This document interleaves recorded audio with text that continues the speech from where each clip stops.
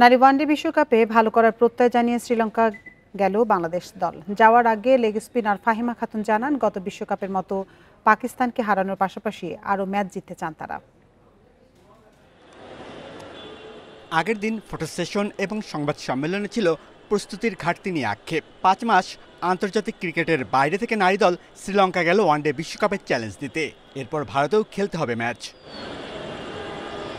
30 September Bharat শ্রীলঙ্কায় শুরু হচ্ছে নারী ওয়ানডে বিশ্বকাপের 13তম আসর। বিশ্বকাপের মঞ্চে এটি বাংলাদেশের দ্বিতীয় অংশগ্রহণ। 2022 সালের প্রথম আসরে পাকিস্তানকে হারিয়ে চমক দেখিয়েছিল টাইগার্সরা।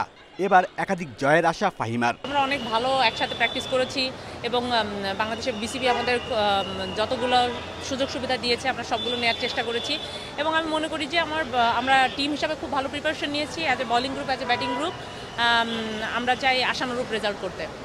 2 অক্টোবর কলম্বোতে বাংলাদেশের প্রথম ম্যাচ পাকিস্তানের বিপক্ষে।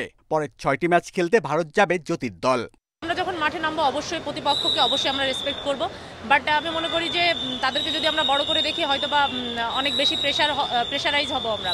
বাট আমি মনে করি যে আমরা যদি সমানভাবে তাদেরকে দেখি, অ্যাজ এ টিম হিসাবে খেলতে পারি, আমরা যে কোনো টিমের সাথে বিট করতে পারবো ইনশাল্লাহ।